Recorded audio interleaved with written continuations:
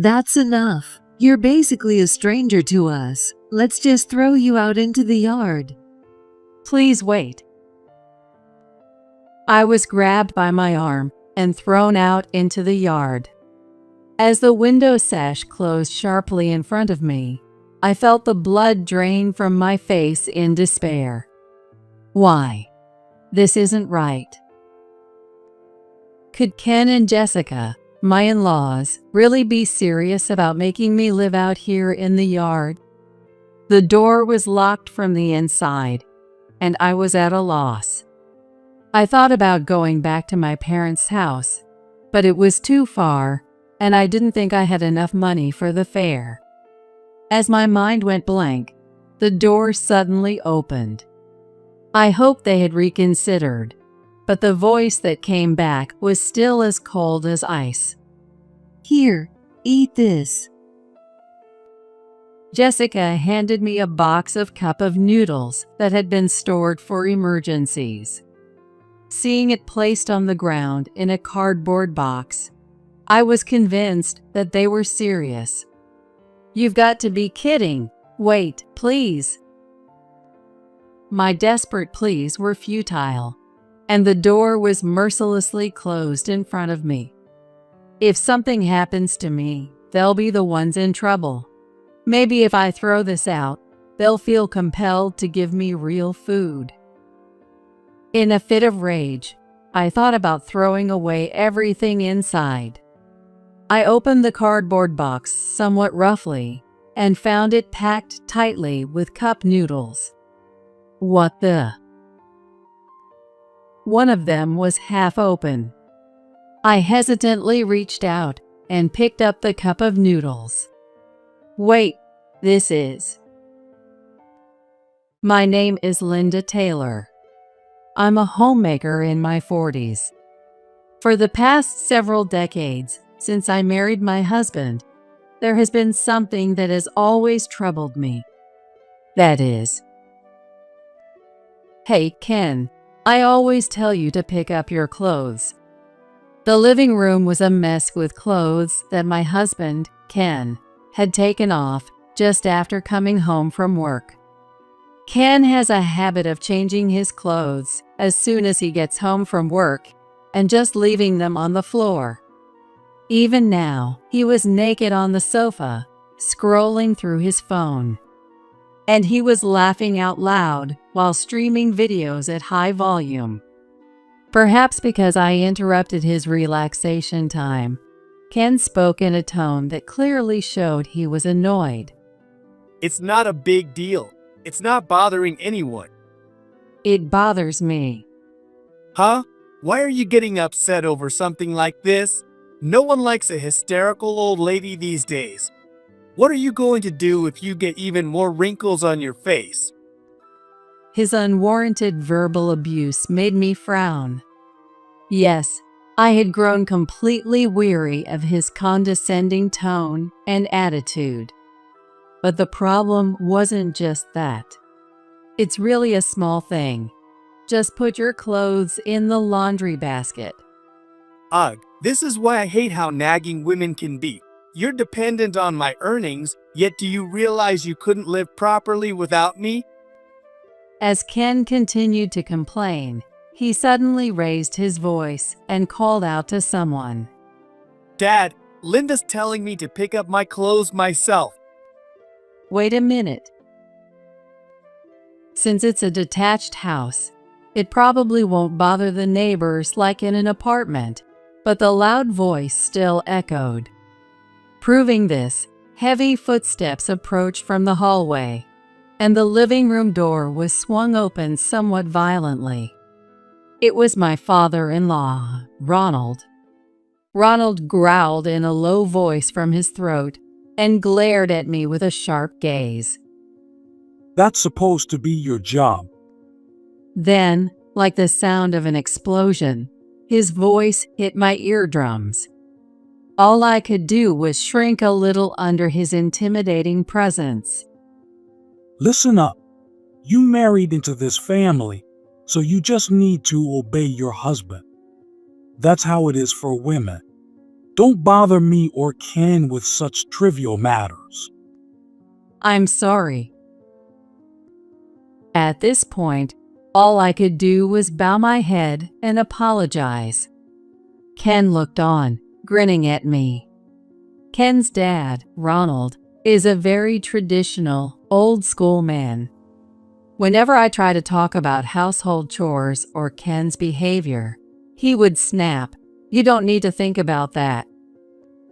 It wasn't rare for him to raise his hand, and I had reflexively learned to make myself smaller. Ken had already shifted his interest back to a video on his smartphone, not looking at me. I felt gloomy, thinking I had to wait quietly until Ronald's anger subsided, when I was suddenly called upon by another person. Hey, Linda, didn't I tell you not to use ham in the cooking? It was Jessica, my mother-in-law, speaking from the kitchen where I had just finished preparing dinner. It contains sodium metabisulfite, you know? It's not good for your health. And get rid of that strange device Ken brought home quickly. It emits electromagnetic waves that shrink our brain. A famous author said so.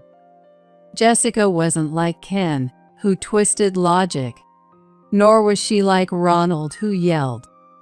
However, she was certainly not on my side. Even now, she sighed while holding special aluminum foil that supposedly blocks electromagnetic waves reaching the brain. Jessica had fallen for what they call conspiracy theories. I'm sorry, Jessica, but we need to get our protein.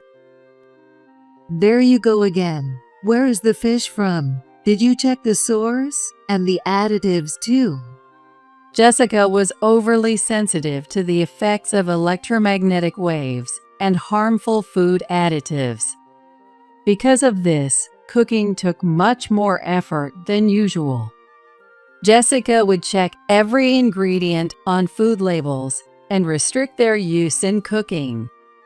Thus, the meals at the Taylor house could hardly be considered healthy. As I felt hopeless about the wasted ingredients, Jessica seemed to remember something. By the way, you said before, didn't you, Linda? Ken is always eating out. You must be jealous, right? It seemed that Ken had overheard her words. Huh? Jealous? Ken, who had been engrossed in his video, turned around irritably. I'm going out for work, you know? It's not like I just have to do household chores like you. That's not what I meant. You're living off my earnings, and yet you dare to act so high and mighty? While saying this, Ken glanced at Ronald, who looked displeased. Realizing what he was trying to do, all I could do was desperately apologize. I'm sorry. As a homemaker, it's true that I rely on Ken for our daily living. My finances are controlled by the allowance Ken gives me, and he quickly cuts the amount if he dislikes something. Satisfied with my trembling, apologetic demeanor, Ken said, "You can't do anything without me," and threw something at me. As a punishment, you're having this for dinner tonight. What rolled to my feet with a light sound was a cup of noodles. This is just. I'm the one who prepares the meals every day at the Taylor house. Housework is by no means easy, but I couldn't talk back, only remaining silent. In this house, I have no freedom. Why do I have to go through this? Unable to bear staying in the living room, I took the cup of noodles and went back to my room. From the living room, the loud sounds of the TV and Ken complaining about work could be heard. I boiled water in the pot, but I felt too disheartened to eat. Why can they say such hurtful things? Remembering their unreasonable demands made me feel down. I had merely asked him to correct a habit, not something unreasonable. The more I thought about it, the darker my mood became, and I wondered where I had made the wrong choice, feeling increasingly depressed. I couldn't move for a while, weighed down by a heavy heart. As bedtime approached and my hunger reached its limit, I reluctantly ate some instant noodles and took a cold bath. I had to get out quickly before I got too cold, because if I caught a cold, I would have to ask Ken for money and permission to go to the doctor. Once everyone was asleep, I tiptoed back to my room without making a sound and secretly took out my diary from the drawer. This diary is a record of daily events, intended to one day expose the way I've been treated. When Ken and I first started dating, he wasn't like this. He used to cherish our anniversaries and birthdays, and I never saw him use a rough tone. I married him believing he was a kind person, but the reality was completely different. In this house, I somehow feel treated like something tainted. Much of this can be attributed to Jessica's inclination towards conspiracy theories. Being unfamiliar with such theories, I have been shunned for supposedly leading a lifestyle that Jessica despises, fearing it might negatively affect her son. I am forced to prepare separate meals, and I've never been included in their circle of 3. However, I managed to find some solace in secretly eating what I like and writing in this diary. I hope I can expose this one day. I've thought about asking for help more than once, but the fear of causing harm to my parents back home prevents me from taking any action. Escaping is difficult without sufficient funds, and who would hire a woman in her 40s who has been a homemaker all this time? At times like this, Ken's words, "You can't live without me," really hit home, and I felt so powerless that I was on the verge of tears. In the end, unable to find a solution, I could only curl up and sleep in my bed. The next day was eventful. The area outside my room was unusually noisy, and just as I wondered what had happened, Ronald hurriedly opened my door. Hey, call an ambulance right now, Ken. Apparently, Ken, who usually wakes up late, wasn't breathing when Ronald went to wake him up. I frantically called an ambulance. Even though he had oppressed me for years, I couldn't just ignore someone in life-threatening danger. While on the phone, I tried to perform CPR in desperation, but Ken was gone. How could this be? He seemed fine just the day before, so why did his health suddenly decline? Overwhelmed by the sudden event, I was devastated and couldn't even begin to prepare for the funeral after returning from the hospital. The Taylor house was filled with a somber atmosphere, unlike usual. Come to think of it, he did seem unwell recently. Is that so? Ronald murmured. Understandably, he had no energy left to yell at me now that his son had passed. I had no idea that Ken had been feeling unwell. Our only time together was during meals in separate rooms, and he was at work while I did housework during the day, so we barely saw each other. Yet, I couldn't help but think if I had noticed something amiss. Regardless of the deep rift between us, the fact that my husband was gone remained. Forgetting my usual demeanor, I leaned forward impulsively. Then why didn't he go to the hospital? If he was that ill, there must have been some signs, right? I told him not to go, and to stop taking over-the-counter meds too. After all, you never know what you might be ingesting. Jessica said in a matter-of-fact tone. It seemed that despite knowing about Ken's ill health, her belief in conspiracy theories was too strong to abandon. Struck by such a ridiculous reason, I was overwhelmed by an immense sense of helplessness. Dumbfounded, I didn't know what to say, whether to Ken, who believed Jessica's words, or to Jessica herself, who never doubted her baseless conspiracies. Is that so? People tend to laugh when faced with overwhelmingly hopeless situations. I couldn't help but shiver slightly. However, that was probably not the best reaction. What's that reaction for? A voice so low it seemed to resonate from the depths shook my eardrums. I startled and looked up. Oh, this isn't. What do you mean it's not? You just laughed, didn't you? Are you the kind of person who laughs at her husband's misfortune? I'm sorry. I didn't mean it like that. I was just thinking about Ken. I had completely done the unnecessary. Perhaps my emotions weren't functioning properly in the face of sudden misfortune. But it was too late to take it back, and Jessica's cold voice pierced through me. No excuses. You laughed. That's a fact. Don't tell me you poisoned him. No, I didn't do anything like that. I shook my head frantically, on the verge of tears. Indeed, there was every reason to suspect me since I had been treated harshly by Ken. Although most of the meals were dictated by Jessica, I was the one who prepared their food.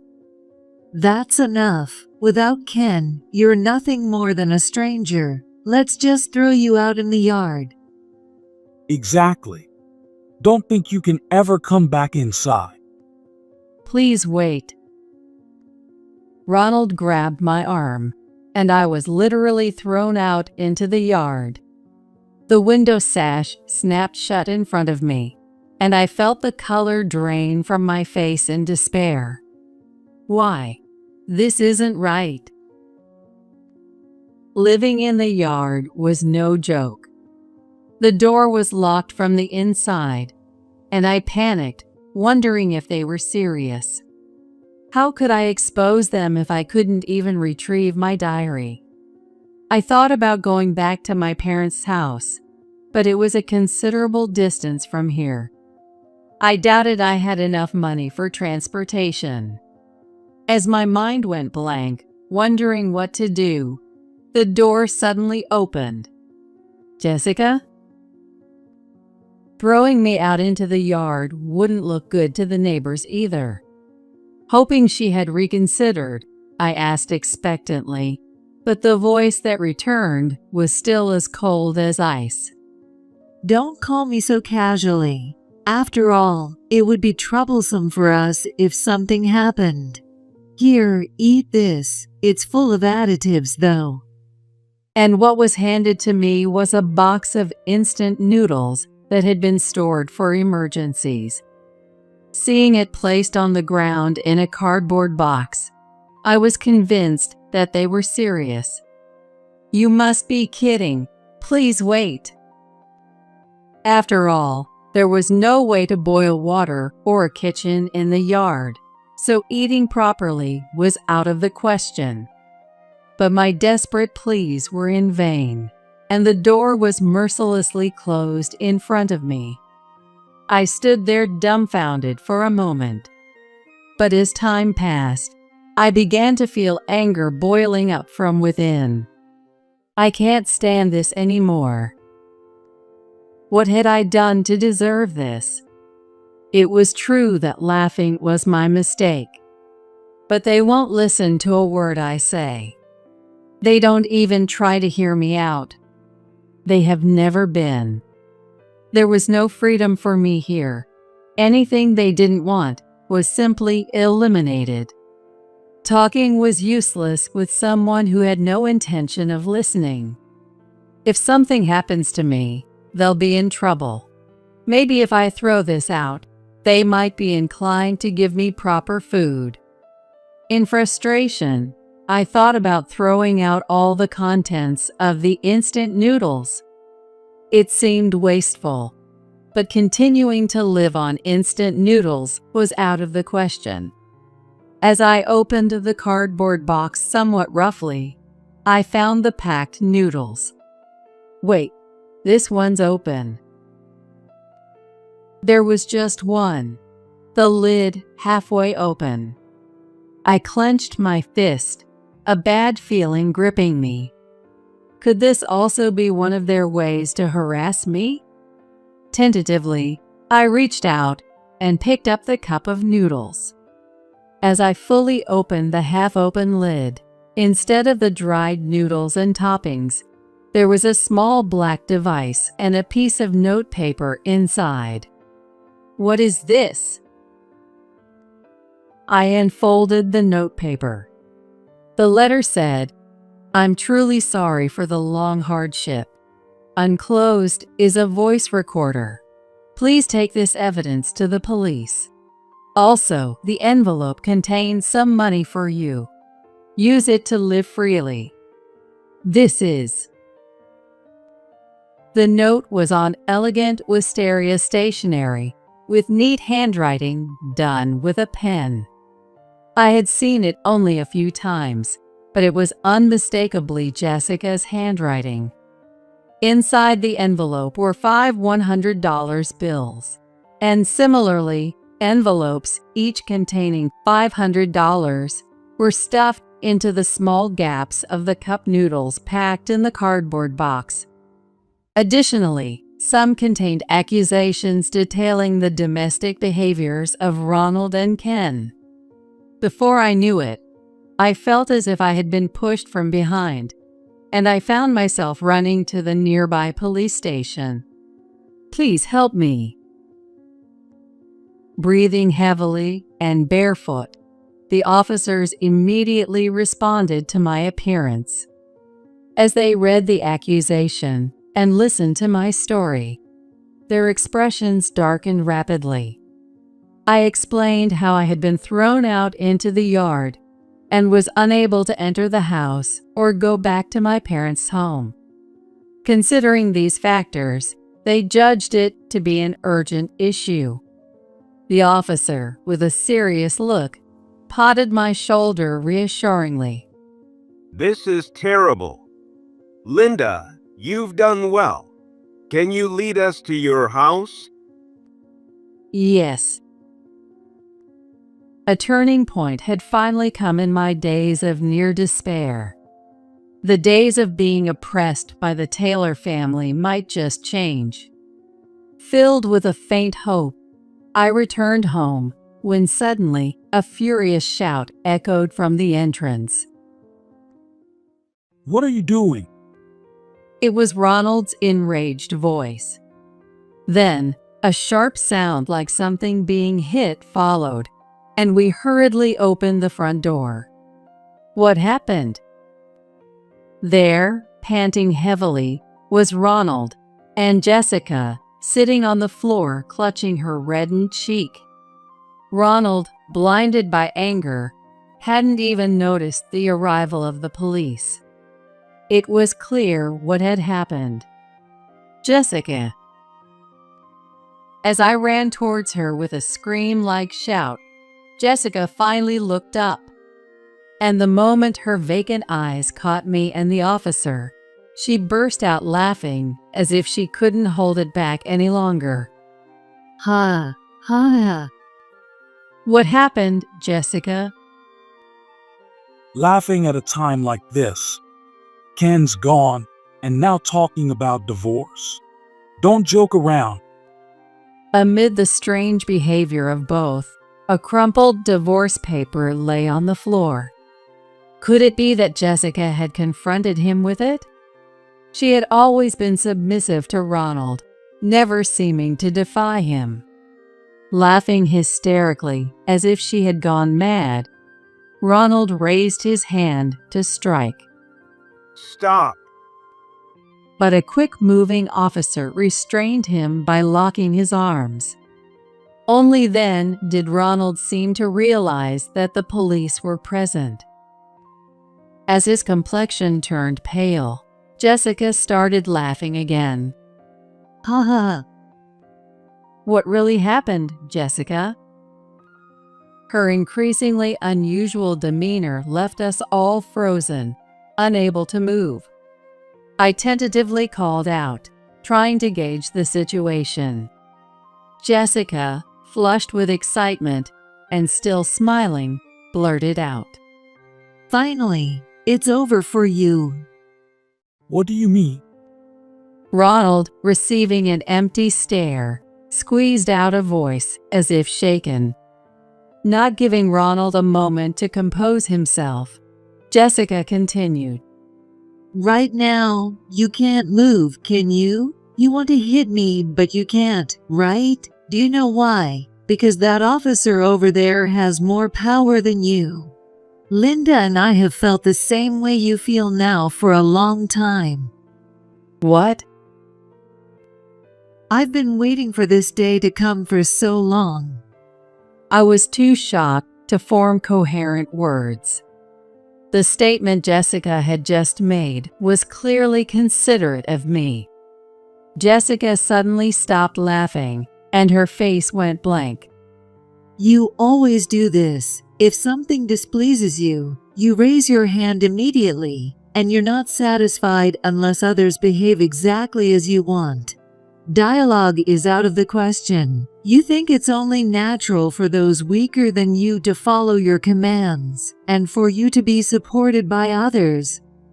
You've been abusive towards me ever since Ken was born. You knew I couldn't escape because I was a homemaker who had become estranged from her parents. That's why I've been planning this day for a long time. Jessica, her voice icy, stared Ronald down as she began to explain her long-standing plan. Initially, the evidence was insufficient, and there was Ken to consider, so I planned to carry it out when Ken was independent and had saved enough money. I never imagined he would marry Linda so quickly and then start doing the same things you did. Ken was more cowardly than you, but also more cunning. I pretended to be a crazy conspiracy theorist, feeding you unhealthy meals on purpose. Hearing this, I realized something. Indeed, as a homemaker tasked with caring for Ronald and Jessica, I was responsible for preparing meals for the three of us. I followed Jessica's preferences for avoiding additives and foreign products, resulting in meals that were hardly what one would consider healthy. But Jessica, who disliked me, always said, "I don't want to eat the same food as you," and made me cook different meals for myself. So, I cooked as I pleased and ate what I liked. If what she said was true, was it all an act? And if so, had Jessica intentionally excluded me from her plans all along? It was a long battle, but then Ken turned out exactly as I had planned. Surely his daily overwork and poor diet took their toll. Jessica paused, perhaps thinking of her son, her voice dropping for a moment. However, she quickly began to laugh as if ignited. But now Ken's inheritance can be given to Linda. You and I are going to hell together. Ha ha. Ronald seemed unable to say anything more. He stared wide-eyed at Jessica, who was laughing like a mad woman. You always acted like a king at home, but do you see now? You were so powerless. It wasn't just me who had suffered. Jessica had suffered and endured far longer than I had, and today she had reached the culmination of her struggles. Indeed, she had been fighting throughout her life, even though it twisted her existence. We'll be going now. You both will accompany us to the station. We'll discuss everything there. The officer said quietly. Ronald no longer raised his voice in anger. It was as if all the energy that had driven him until now was gone, and he hung his head in defeat. As he was led away by the police officer, he said in a barely audible voice, I'm sorry. However, Jessica responded with a voice that sounded like a mix of laughing and crying. Apologizing now, what good does it do? And so, we walked quietly to the police station, none of us uttering a single word. Ronald readily admitted to everything documented in the accusation and recorded on the voice recorder regarding the situation inside the Taylor household. As a result, it was determined that Ken's sudden health change was not accidental but planned, indicating criminal activity. Of course, Jessica was identified as the perpetrator. After all was said and done, Jessica, who had seemed spiteful and had laughed maniacally, became meek, as if all her previous behavior had been a facade. Linda, I'm truly sorry for involving you in my plan. No, please don't apologize. You've been suffering for so long, Jessica. No, even so, it doesn't change the fact that I've hurt you repeatedly. I remembered the neat handwriting on the letter that was inside the cup of noodles. Now it seemed that the considerately written words truly reflected her genuine character. It must have been very sad to have the meals you prepared thrown away for no good reason. No. I shook my head. While it was true that it was hard at the time, and I had many tearful nights, it now seemed like a trivial thing. It wasn't about forgiving or not forgiving. I just thought that we deserved to be released from it. It's okay now. It's all over. Then, 10 years passed. Today is Jessica's birthday.